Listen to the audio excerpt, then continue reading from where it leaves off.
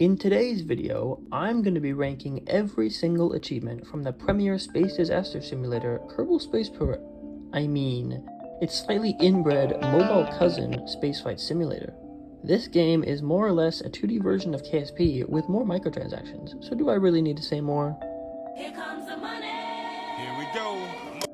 We are going to be ranking the achievements on my patented Adiri Space Scale, which ranges from your granny could do it, all the way up to the legendary Pain tier, reserved for only the most ball-crushing missions that you can think of. And now, with that long-winded intro out of the way, let us begin.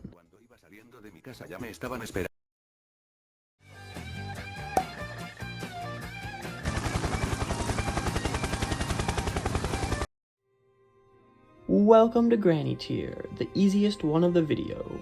To clarify, if you haven't figured it out already, this list is ascending in difficulty, so we've started with the easiest achievements to get. Now, starting our list off, we have all of the achievements for Earth. I've lumped these all together simply because they are so easy to get. You can get this with only 1 or 2 launches, and it doesn't take you too long to learn how to build a rocket that functions. Now, I wasn't 100% sure how to rank achievements for this tier, but if we go off the average gaming knowledge for a grandma, then I think it's safe to say we can move on to the next tier.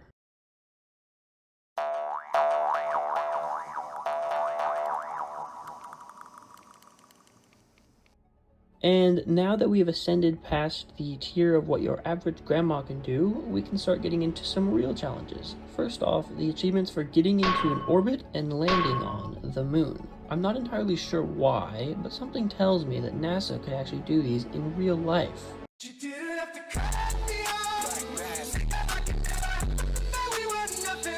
Anyways, the next achievements are for the captured asteroid. Yeah, that's right. Go, shoot!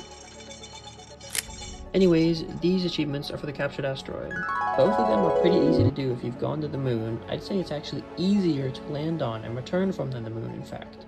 Now that we've almost fully covered Earth's sphere of influence, I think we can move on to some interplanetary missions. First up, Mars, specifically Phobos and Deimos. Landing and returning from either of these moons is not easy per se, but it's not too difficult either.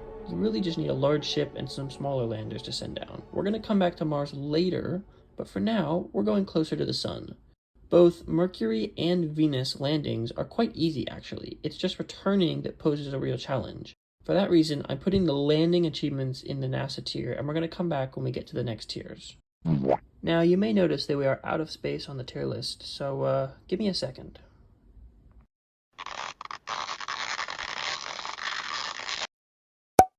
Anyways, on to the next tier.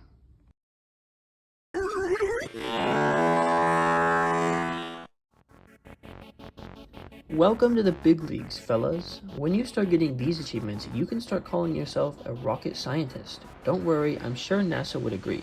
Starting us off, we have a Mars landing and return. This is mainly the same requirements as Phobos and Deimos. You just need a lander that's designed for atmosphere and a ship to land on Mars.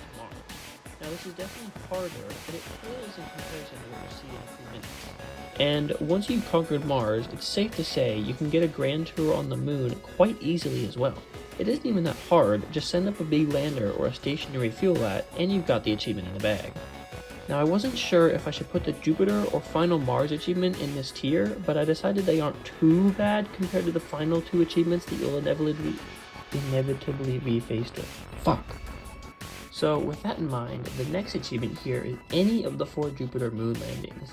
And as long as you send a big mothership to Jupiter, this shouldn't be too hard for a skilled astronaut, such as yourself.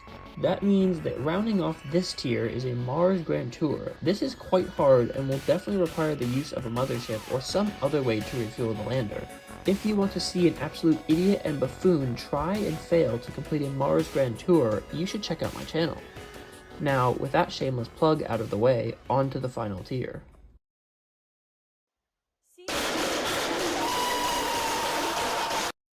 Welcome to Hell.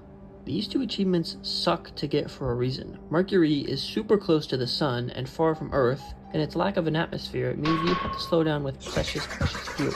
I think the only reasonable way to get to Mercury and back is with an ion-powered tug vehicle and a small lander. Meanwhile, Venus is here because of its atmosphere. Yeah, sure, it helps to slow you down, but it's also quite easy to burn up while trying to slow down or while trying to enter with your lander. And once you're on the surface, well, don't even think about trying to come back. You need a very well-designed craft or you're going to run out of fuel before even leaving the atmosphere. Good luck. There's a reason this will be the last achievement I go for in my completionist series. I hope you guys have enjoyed the video, and if you made it this far, consider liking and subscribing. And I'll see you in the next one.